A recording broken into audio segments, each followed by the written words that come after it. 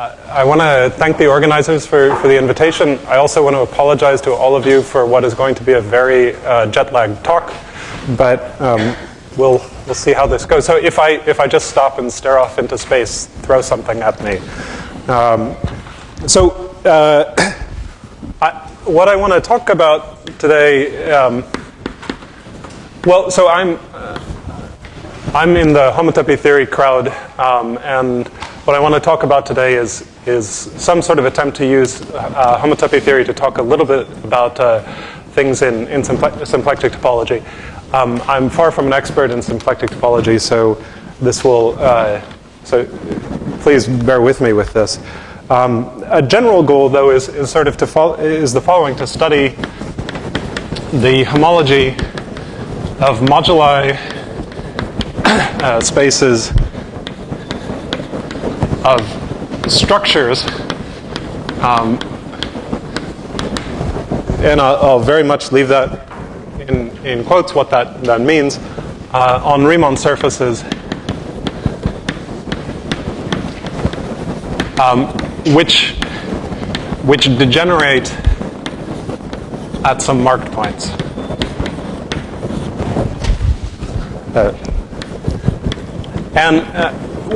What structure means? I mean, I don't want to give you a talk that is so general as to have no content. But I do want to start with some framework for a general kind of setting that you want to adapt from setting to setting. So my two favorite examples are the setting of branched coverings, where what you're studying are the moduli space of Riemann surfaces equipped with a finite set of points and a covering map away from that finite set of points.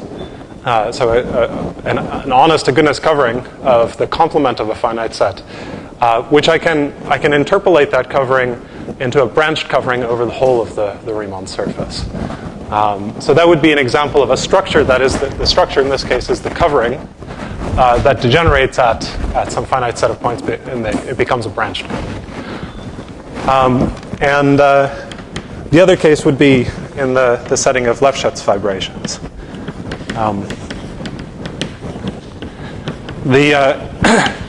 Though I think there's much more of substance you can say in the first setting, but I'm hoping that the symplectic people in the crowd can tell me kind of what to do with what we can get in the second setting.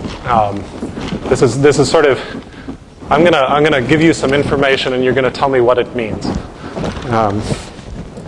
Right. So to begin with, I want to start with a definition which actually does a job of providing a possible notion of what a moduli space of structures is.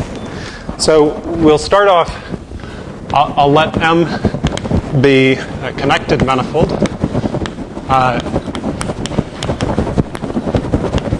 Possibly with boundary. I'm going to let X, comma star be a pointed space.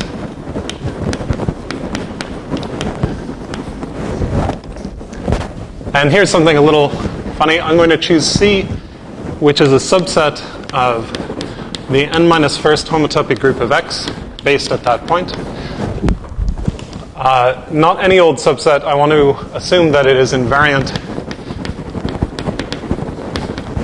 under the action of pi 1.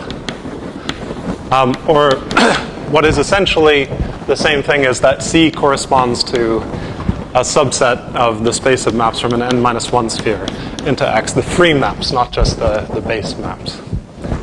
Yes?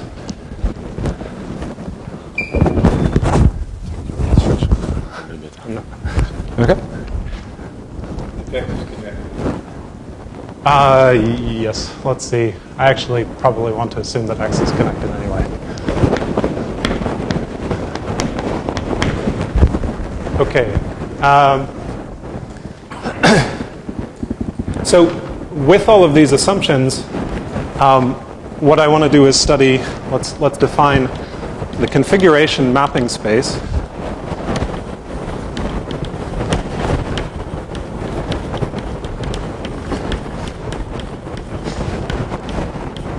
So what this is, I'll write it as C map K C M comma X.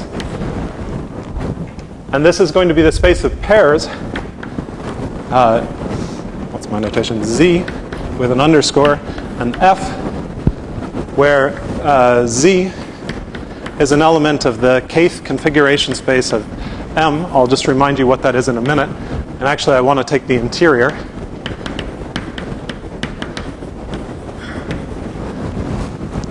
So I have a configuration of points in M, and F is a function from the complement, M minus the set into X.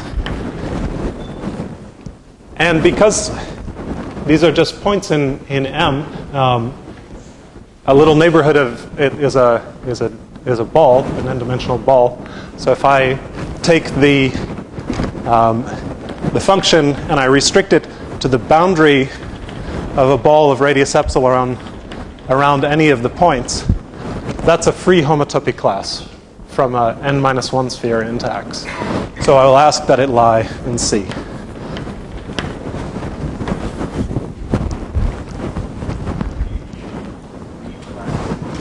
So you take the function, you restrict it to the boundary of a ball of radius epsilon around Z sub I, where Z sub I is the ith point in the configuration. And then you insist that, so that's a free homotopy class, you insist that it lie in C. So here, conf K of the interior of M is K tuples, Z1 through ZK, in M to the K, such that Zi is never equal to Zj when I is equal to J, not equal to J. And this has an action of the symmetric group that reorders the tuple, and I will quotient that. Yes? Is K related to M? K is the number of points in the configuration. And the little superscript C is. Yeah, the C is the subset. M to the K, I'm not indicating that it's a K-dimensional manifold. I mean that it's a K-tuple of elements in it. Yes, thank you.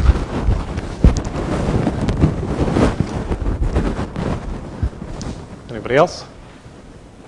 Okay, so this is the space of K distinct particles in M, unordered, the space of subsets of size K inside of M.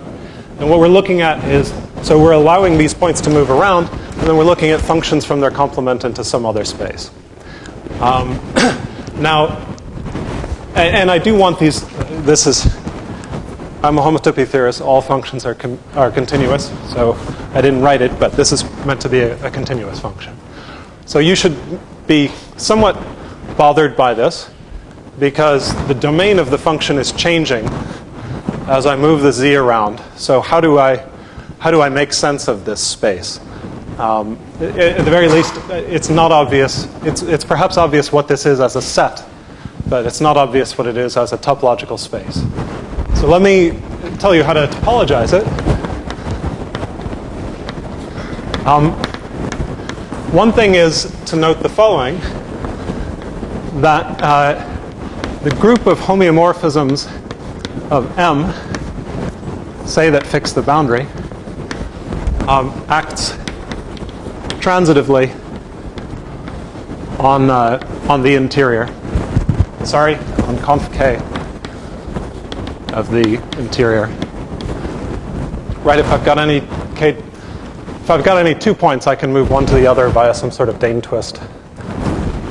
And as long as the dimension is at least 2, then I can move any K-tuple to any other K-tuple.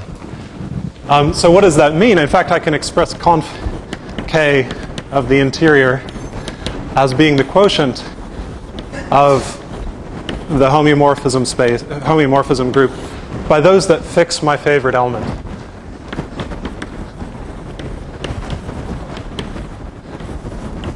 So I'll call y underscore is just any old element of the configuration space. Right, this is just the orbit stabilizer theorem. That's disturbing. That's more disturbing than the question of your definition. let me say then perhaps there is a map which is a homeomorphism from the right to the left, which sends a homeomorphism to its value on y. Right. And of course it descends through this those that fix the point. So I can then use this to define a topology on the configuration space, the configuration mapping space, in the following way.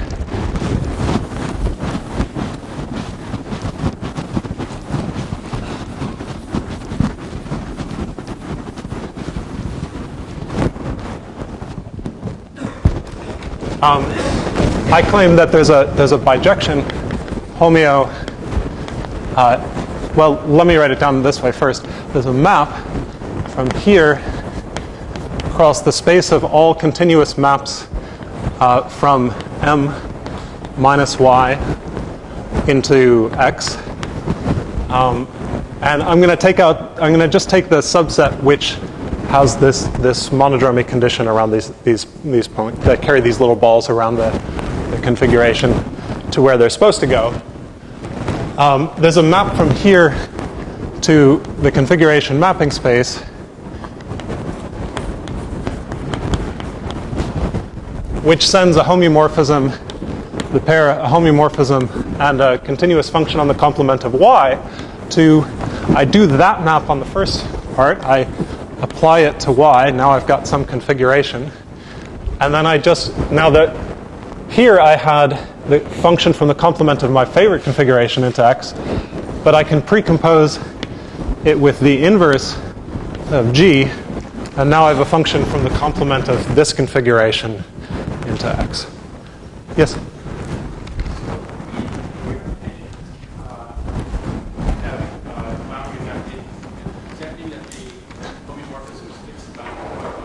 Yes.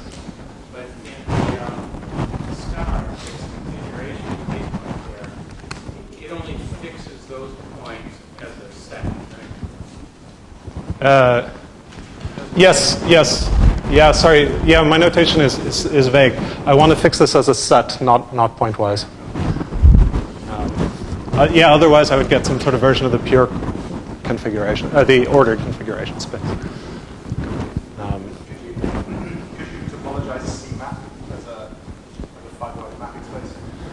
I think that's essentially what I'm doing. Yes. Yeah, I think that's true. Sure. Yeah.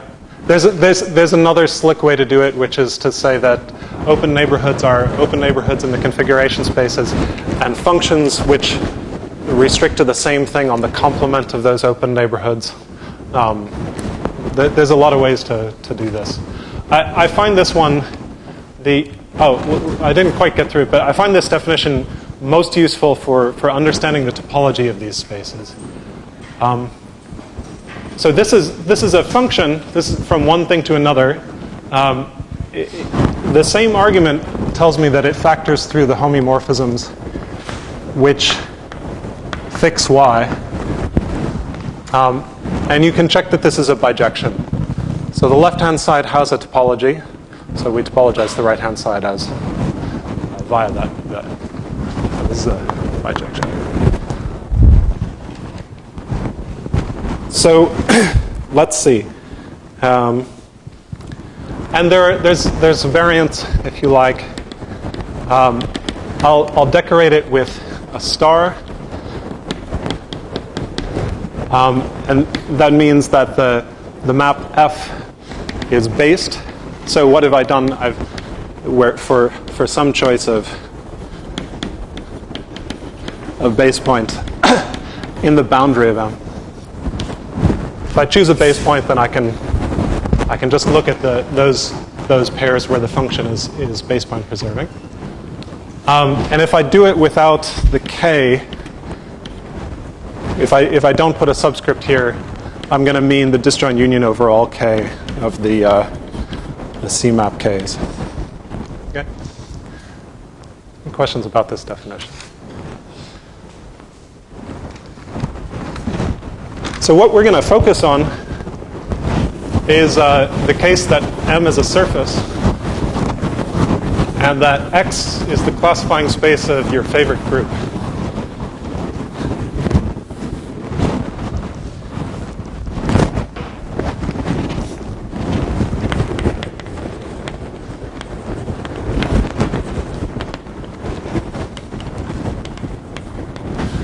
And X is BG.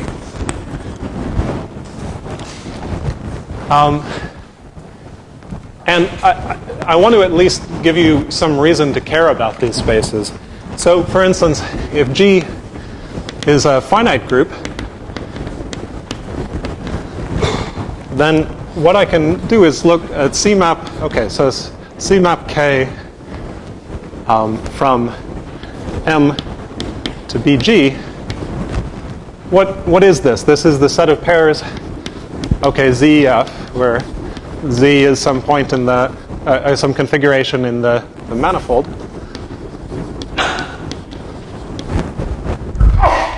And F is a function from the complement of this to BG. But what's a function from a space into BG? It's a principal G bundle, right? And so, but if G is finite, that's simply a covering space with Galois group G. So I can rewrite this as pairs ZP, where Z is as before, and P is just a map from some M tilde to M, where this is a Galois cover with Galois group being G. And there is an essentially unique way to fill in the punctures to produce a no longer a covering space, but a branched covering space.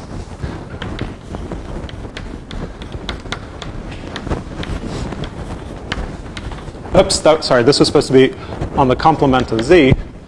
And so this is now on all of M.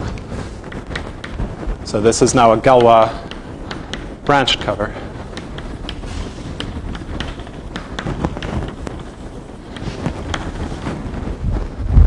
So it is in this sense that this is a sort of moduli space of branched covers of M. A natural thing to do in the moduli space is also to mod out by the action of the diffeomorphism group of the M, and you can certainly do that as well. That would be a much closer to usual notion of moduli space. Right. But another interesting thing to look into. Yeah. So at the moment, this is so what's going on when I pick a C? I'm saying that the monodromy around the branch points must lie in that conjugacy class or union of conjugacy classes. So at the moment, I have no restrictions on the monodromy. For all I care, it could be the identity, and in which case you actually can fill it in with a covering space. Okay. Right, so the other case is when G, if I take G to be the mapping class group of a surface of genus G, now I really do, well, so what does that tell me? I can think of the classifying space of this group as the moduli space of curves of genus G, and here I'm thinking of this as an orbifold, because there is some isotropy in the action on Teichmuller space. And then what I will almost certainly want to do is restrict now to a specific conjugacy invariant subgroup. That is a specific set of conjugacy classes. And I'll focus on Dane twists.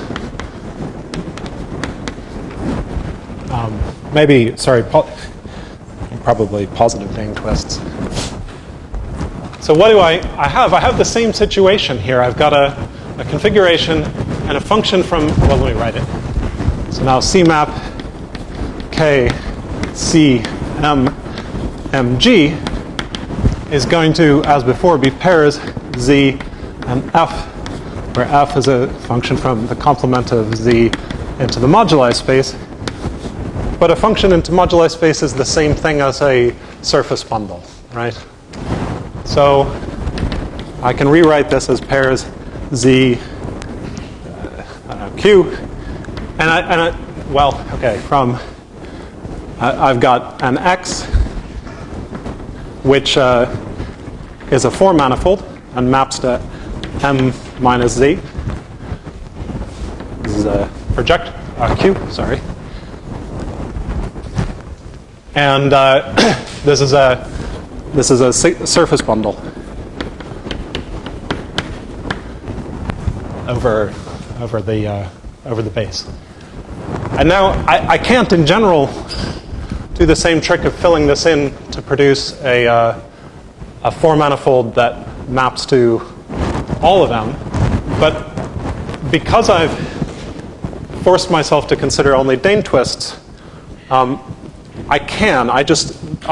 produce nodal fibres by collapsing the loop that I'm doing a Dane twist along. So I can fill this in to pairs z q bar and q bar is a map from x bar to all of m, where this is now a Lefschetz fibration.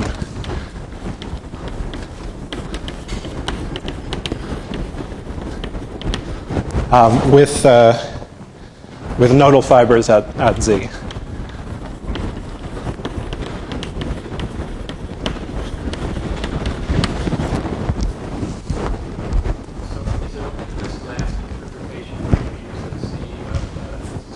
Yes. Yeah. So in some sense, up there you're already telling us that you should do it with groupoids and not only with manifolds. Yes. Yeah. So I mean, and that's. Wait. I'm not sure I understand. Do you mean for the target? When you talk about always. Yes. Absolutely. Get right away to groupoids, but Yeah. all your framework. Oh, you mean do it with the M being a groupoid, or an orbifold? I don't see why not, other than the fact that I actually have a student who's currently studying the topology of the configuration spaces of orbifolds, and it's actually a lot harder than manifolds. So that's even prior to talking about the configuration mapping spaces, but. Yeah, no, I think you're right. I think that is certainly worth pursuing that route. Is there a sign consideration in you name something a Lefschetz fibration? Yes, so I should be talking about positive Dane twists.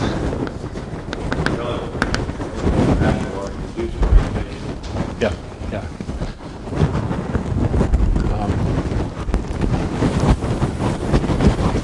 So there's. So let me follow Catherine's direction.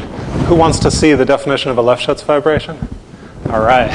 Probably the complement of the people that wanted to see the definition of a simplicial set. So call Q from X4 to M is a Lefschetz fibration.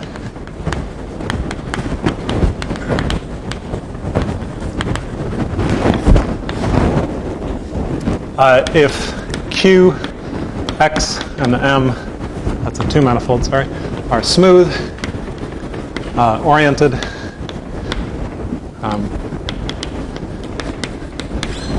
and so it's and there exists a finite number of critical points,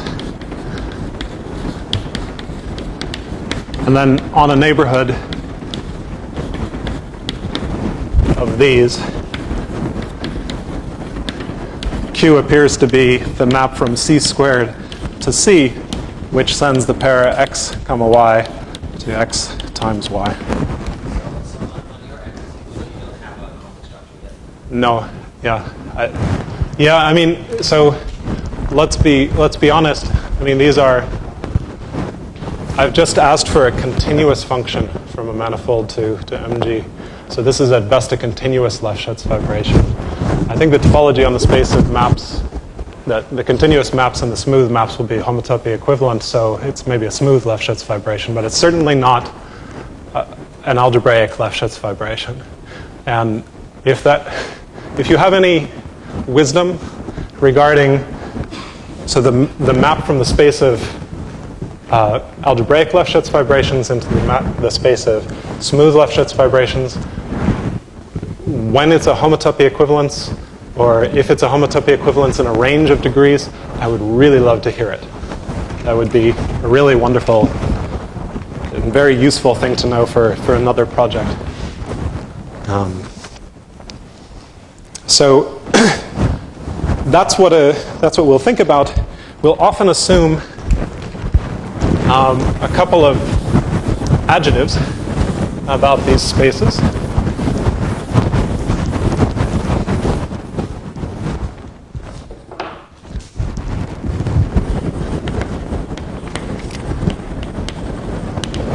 First, that there is, there are at most one critical point per fiber.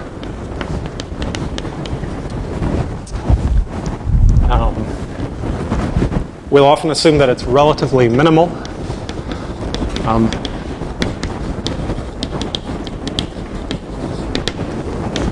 So that means that there's no nodal S2s in the fiber. So that, if you're going to pinch, so that, I guess maybe this definition is not very compelling if you don't already know what it is. But, so what this is saying is that away from some finite set of points, it's a fiber bundle, and the fiber is going to have to be a surface, right? But it's going to screw up at some points. And at those points,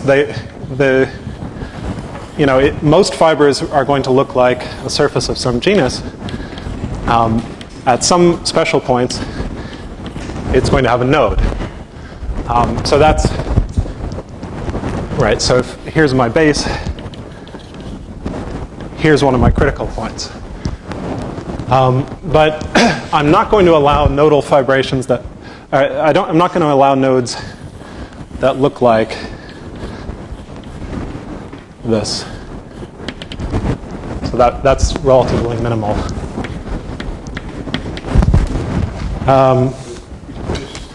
Any twist could be around the essential curve, and then apply that. Yes, and and I will probably also often be even stronger about it and ask that it be irreducible, and that basically just says that the curve that's being pinched is non-separating. And so this one is reducible. But for instance, my vibration is getting larger and larger.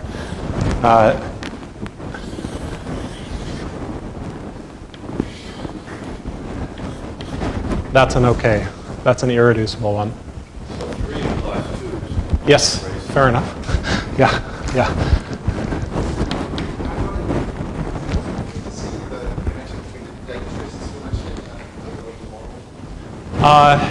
Yes, so if you take 0, if you take the complement of 0, and take your favorite element of pi 1, you can lift it to a monodromy element, and that is some element of the mapping class group of the surface, right? Because if I just follow the fiber around under the diffeomorphism, that's going to give me, or under the path, that's going to give me a diffeomorphism from the surface to itself. And that diffeomorphism, we're insisting that it's a Dane twist. So that's what's saying that when I go around this puncture, I do a Dane twist along that curve. So I have to go back and try. Yeah. Any other questions? Right. Let's C. Okay. So so I want to study the homology of these spaces, because what is it, or maybe the cohomology? What does the cohomology tell me? It gives me characteristic classes for families of Lefschetz fibrations. So this is families of families, right? If I have an n-dimensional cohomology class that will be able to test n-dimensional families inside of here, which is n-dimensional families of Lefschetz fibrations. So it's a 4 manifold over an n manifold, which splits as a composite with exactly k nodal fibres. Maybe I'll skip talk. Yeah, well, right. Maybe, yeah, all right, let's bring this down to earth a little bit and talk about the homotopy type of this space. So when M is just the disk, then what can I think about? So that the group of homomorphisms of the disk which preserve the boundary is contractible. And so, yeah, I guess I've erased it now, but the group of homomorphisms of the disk that fix the boundary and fix my favorite configuration pointwise has contractible components. And so its homotopy equivalent to the mapping class group of this situation. And there's another name for this. This is just the kth braid group.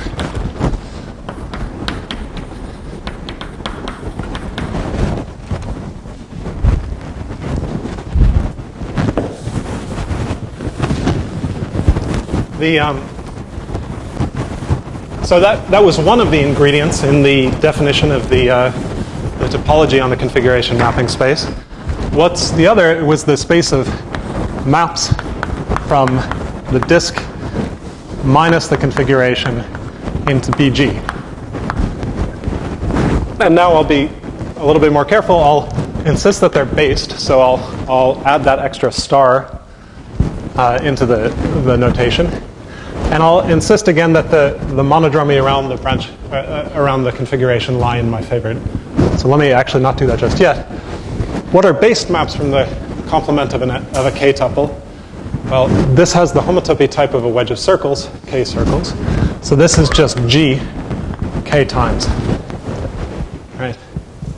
If I want to pick out the part that has monodromy in C, that's just c k times.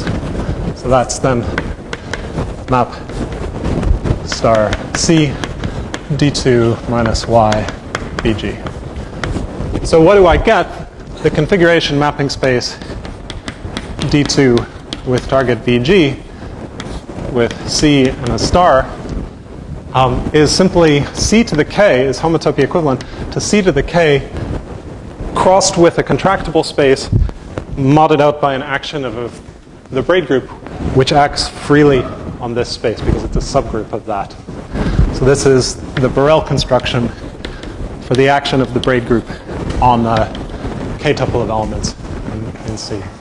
There's a very explicit formula for what the action is. It's really quite beautiful, actually. So this is one reason why I prefer this notation or this description of the topology, is that this is a very computable looking right-hand side.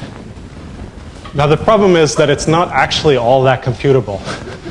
If you want to compute the homology of it, it's going to be the homology of the braid group with coefficients in this funny representation. And it's a giant mess. It's just like, if you pick a K and pick a C, I could not give you the answer, even rationally. But what I think we can do is talk about the stable homology, the homology of these spaces as K tends to infinity. So to do that, I need to talk a little bit about multiplicative structures. So the homotopy theorists in the audience can relax. There's going to be eon spaces in front.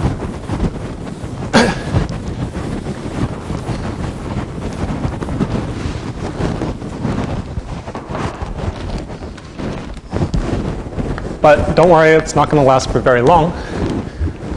So if I look at C map C star, again now I'm not putting in a subscript, so I'm taking the union over all k, arbitrarily many branch points of the n-dimensional disk with target x. This is an En-1 algebra, an algebra of the n-1st little disk operad. Yeah? So if you think of it as the mapping class group of the disk minus those points, then that acts on pi 1 of the disk, which is, so maybe a better description is this is hom pi 1 disk minus y into G. Am I right in thinking it's a mixture of permutations and conjugations? It leaves, so the ith, yes. the ith element, the ith crossing in the braid group, depending upon how you set it up, it's going to leave everybody except for the ith and I plus first alone. It's going to move one of them, and it's going to conjugate the other and swap them. Yeah. So why is this an En-1 algebra? Let me give you a picture proof.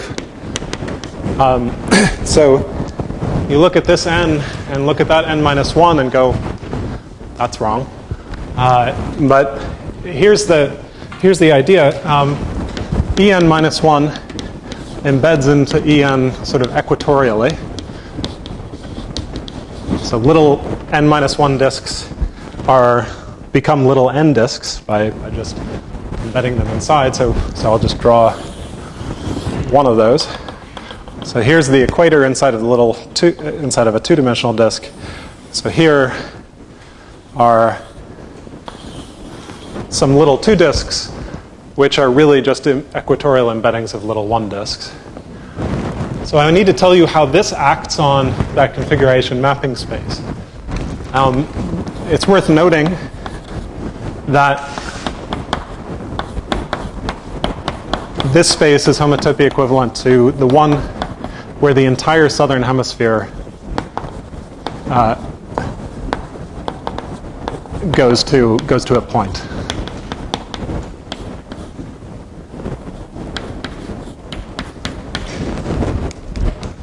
Right, because the southern hemisphere certainly collapses down to the base point of and that ends at D of the disk.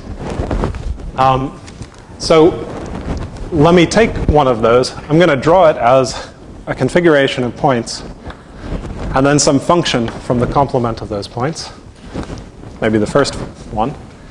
And I know that it does the base point all along the southern hemisphere. And now let me take two other ones. Again, they're constant along the base point. So I need to produce for you a configuration of points in the disk and a function from their complement. Well, I've just produced for you most of that. I've got a configuration of disks, a configuration of points, and I just send everything in here to the base point. So I need to tell you what the function is up here, but I can sort of vertically project everything down and say that the function at any point here, I just go down and see where the function takes that point on the boundary of the little disk. Right, in the case of the little 2 disks and BG, that's telling us this is an E1 algebra. It's in a homotopy associative monoid, at the very least. There's a variant of this which allows me to glue things for other m. So if the boundary of m is not 0, then C map C star mx is a C map C star dn x algebra, module. I don't know. And again, a picture proof should suffice. Here's my manifold with boundary.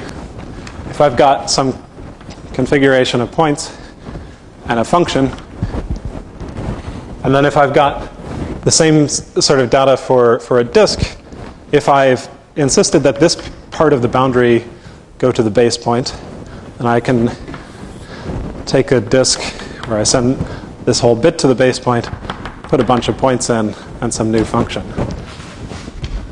And that gives me a new, and then I have to, of course, push the boundary in. But that gives me a new configuration of points and function from the complement to x. All right?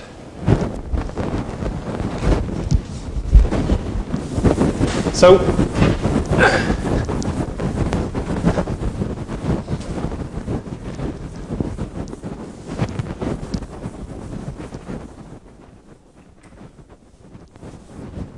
this takes a little bit of work to set this all up. There's two more definitions that I need to give before I can actually state a theorem for you. So if I take V as some element of this configuration mapping space, I'll take dn x. So this is an En minus 1 algebra. So in particular, its set of components is a monoid. So M will be pi naught of this guy.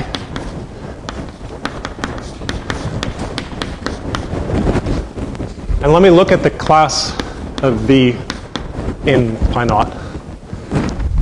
We say that V is a central stabilizer.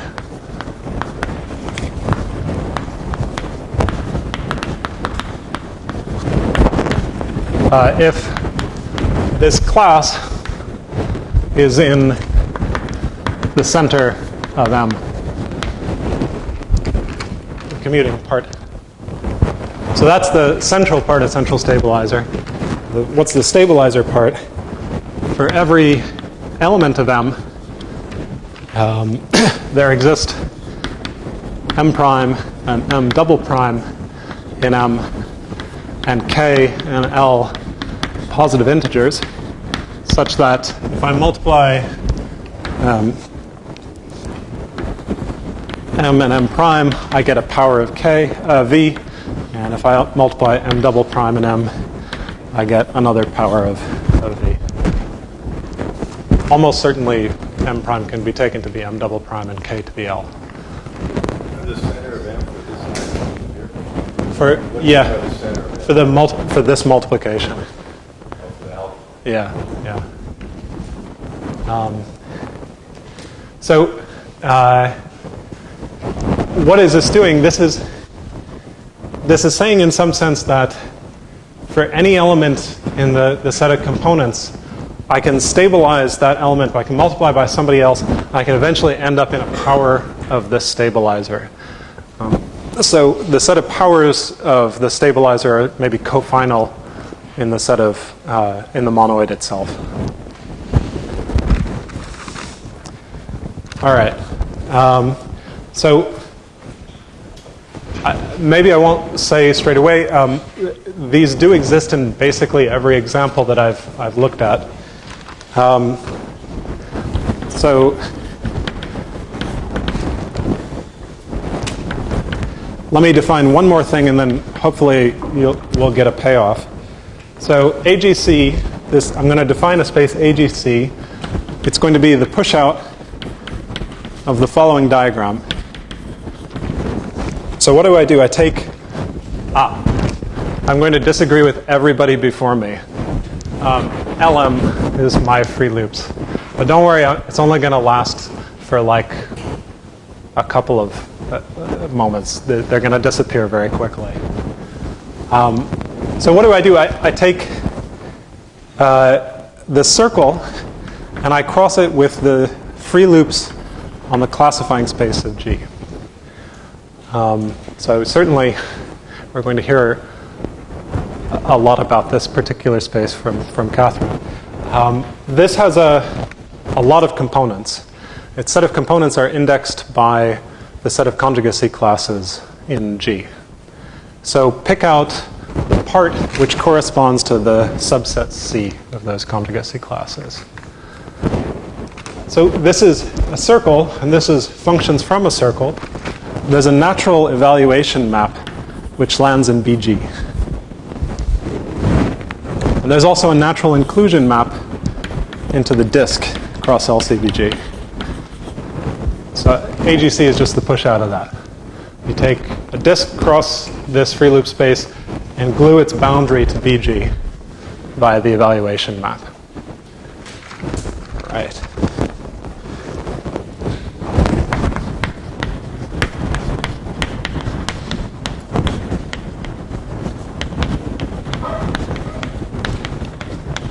So with Jordan Ellenberg and Akshay Venkatesh, we proved that if this guy, C map C star D, let's just focus on dimension 2 for now, D2BG admits a central stabilizer.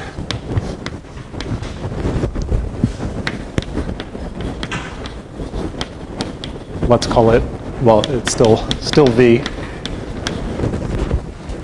Then I can compute the homology of this configuration mapping space stably. In fact, this works for all M. So M is now a surface with boundary, MBG. So this is what I'm really after for every K. But I'm stuck if I take the collection of these, which is now a monoid over this ring, and I localize it at this central stabilizer. We can compute that. And what it is it's the homology of the space of maps from the pair M rel its boundary to AGC rel the copy of BG sitting inside of it. So here's the definition. I've glued a disk to cross LCBG to BG. It still has that copy of BG inside of it, living on the boundary.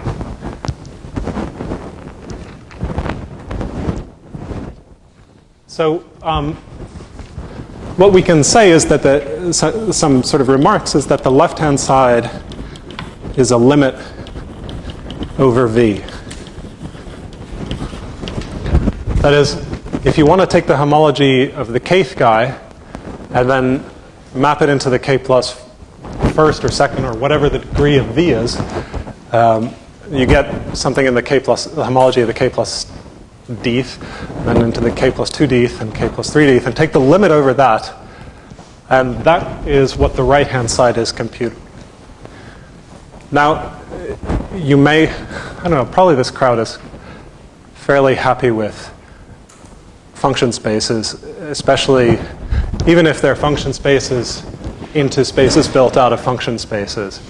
I've given versions of this talk before, and I've seen wide eyes in the audience. This is a horribly large space, especially for finite groups. But its homology is quite tractable.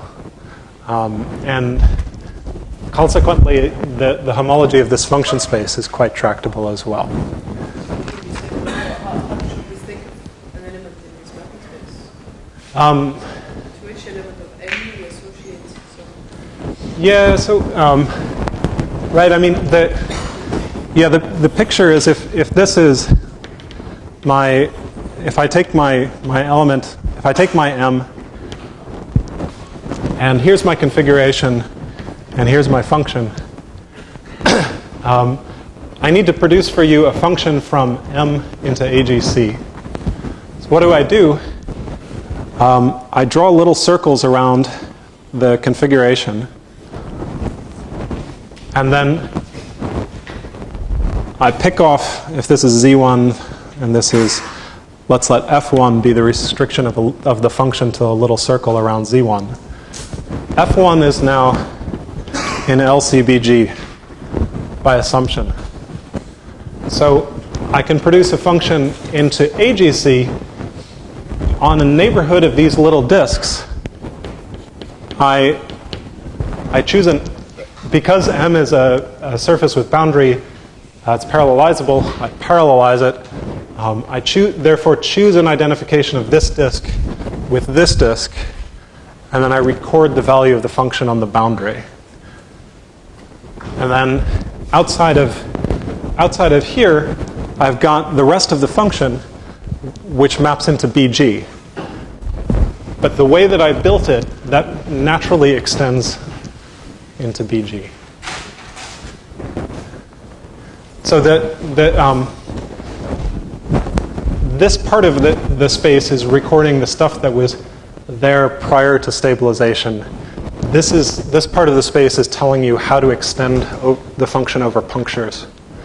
In some sense, this space, AGC, is the universal way, the universal space, if you've got a map into BG from a surface into BG, this is the universal space over which you can extend punctures.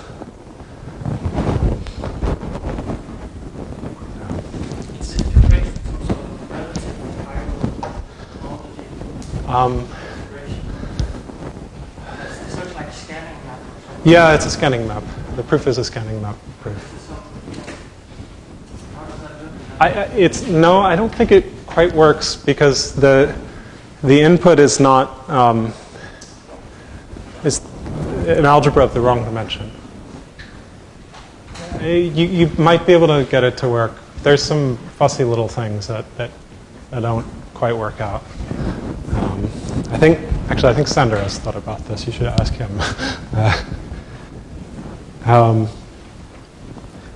Right. So I do ultimately want to say something. Let's see. How are we doing? Ooh. All right.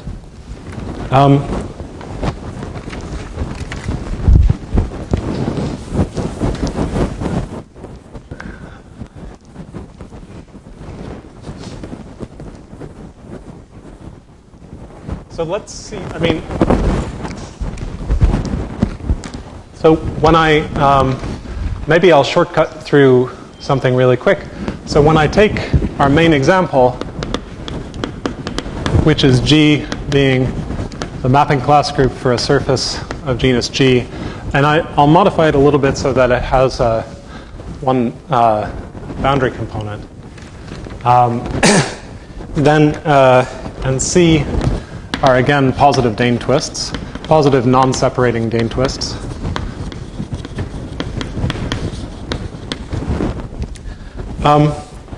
What do I get when I build this thing?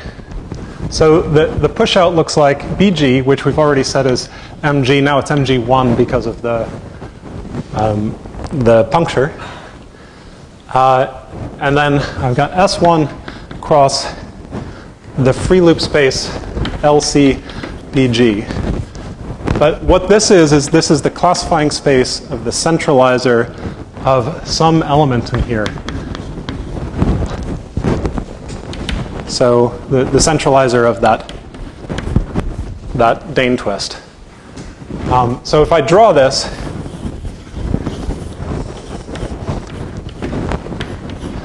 here's my non-separating Dane twist. If I have an element of the mapping class group which commutes with it, then it leaves the curve gamma fixed. So I can cut and get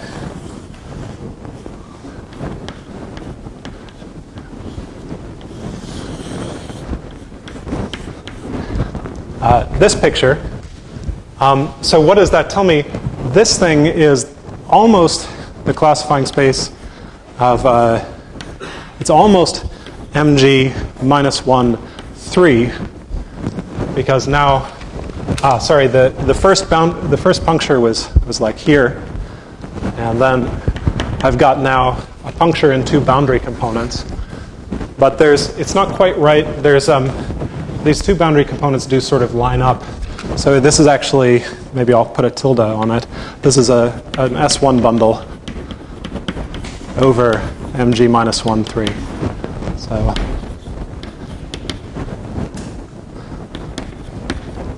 So I have this evaluation map. I have the inclusion into D2 cross mg minus 1, 3 tilde. And I'm taking the push out of this. This looks almost identical to the construction of the very first layer of the Deligne-Mumford compactification of mg, right? Because you're gluing in these nodal surfaces, except for this funny circle bundle business. So you can. Yeah. So of course, there's a lot more in mg bar. I can separate it into curves. So this is literally the main stratum and one other stratum, and then this funny circle bundle business. And the fact that I was assuming that there's only one node in each fiber only lets me go down that far. I'm not going to cut it at lots of different places.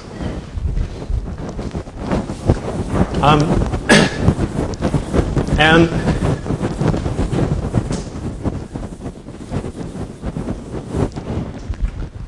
maybe I take like 2-3 minutes. All right. So what you can do is you can compute, and this is just Meyer-Vietoris and Seifert van Kampen, that the fundamental group of this space is 0, and therefore pi 2, which is H2, is z plus z. And one of these z's is kappa 1. So I guess here I'm taking the genus to be, I think I have to assume it's genus at least 4. So one of these things is the dual to kappa 1, and one of these things is the degree. I've got a map from a two-sphere into here, which carries the boundary into here. Therefore, the disk sort of goes onto here. I can compute the degree of the map from the disk to the disk here.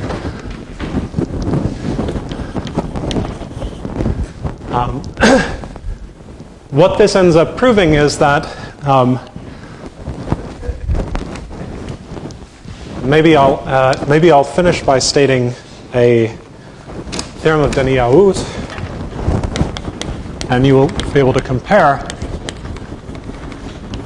Oh, sorry. So that tells me then pi naught of the space of maps from the disk rel its boundary into AGC rel BG is isomorphic to this z plus z, because that's pi 2 of AGC plus then pi 1 of BG, which is just G,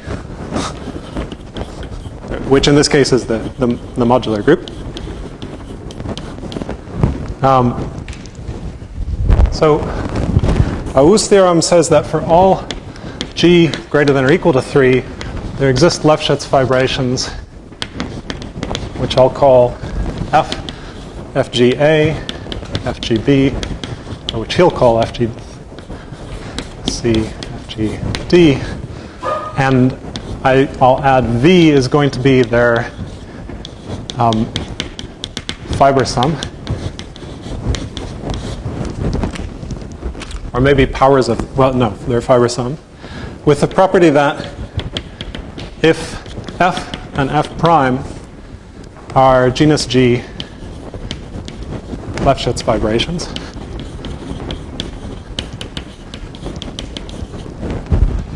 I am going through chalk, with no reducible fibers,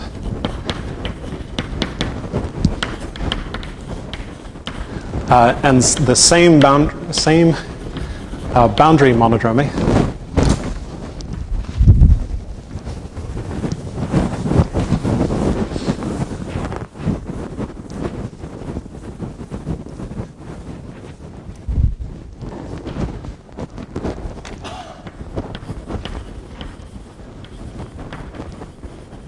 That is the boundary around.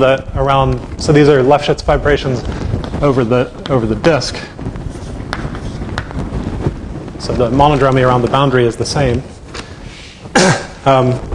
then there exist constants A, B, C, D, K, and L, in the integers greater than 0, such that F connects some, or fiber sum at some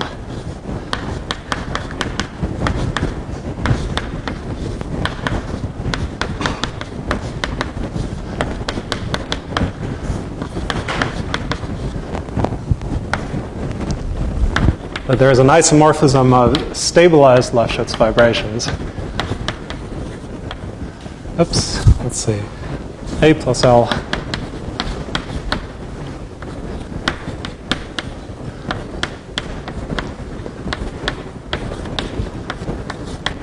G.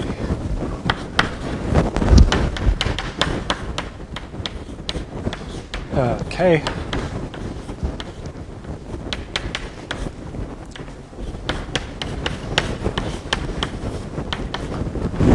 Okay. So what is it saying? Take any two Lefschetz fibrations over the disk.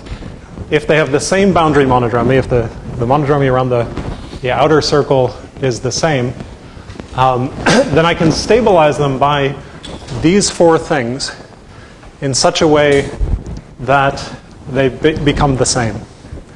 So what are the invariants that come out of this? Well, there's the boundary monodromy, and there's these numbers K and L. Those are the only things which distinguish the stabilized Lefschetz fibrations. And that's exactly what we're getting in this case, the boundary monodromy and the K and L. So you can recover Denis' theorem. From this, he classifies, well, I mean, you can sort of see it. You can classify Lefschetz fibrations from this theorem up to the stabilization result. So my question for you now is, in principle, we can compute things about the homology of this mapping space, especially in genus 1. I think I can more or less completely compute its homology in genus 1. What do these invariants tell us about Lefschetz fibrations? One, we can't expect them to give more of a classification than already exists from Auroux's theorem, but perhaps they can tell us something about families thereof. Thank you.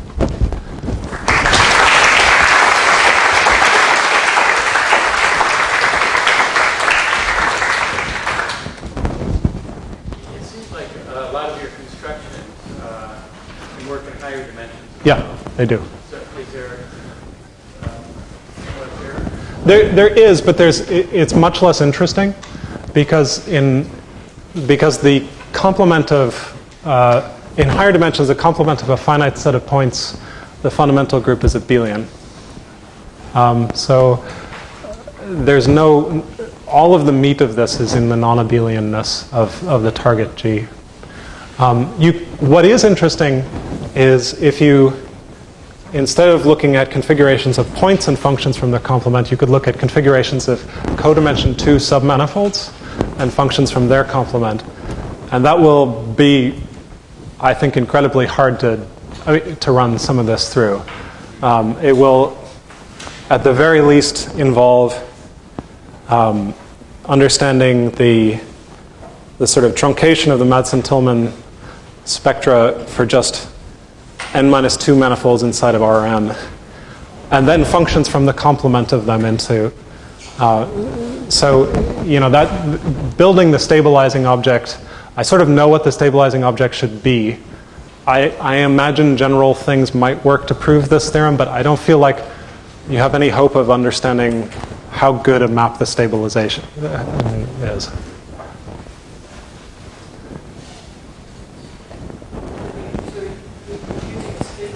Yeah. If it stabilizes? Yeah. So sometimes for finite groups which satisfy, where the conjugacy class satisfies a very particular hypothesis, we know that there is a homological stability result. It is not for this map. or it's not obviously for this map, for this stabilization. We're trying to prove that it is for this stabilization. For Lefschetz fibrations, I have no idea. But we don't get the stabilized. To compute, no, this is just saying that if I stabilize enough, Oh, A, B, C. yeah, yeah, yeah, yeah, yeah. So no, this is not. There might be a large amount of the topology of this space of Lefschetz fibrations that's completely invisible to this, to the stuff that dies under stabilization. But I don't have any sense of what survives and what doesn't. That'd be a great theorem.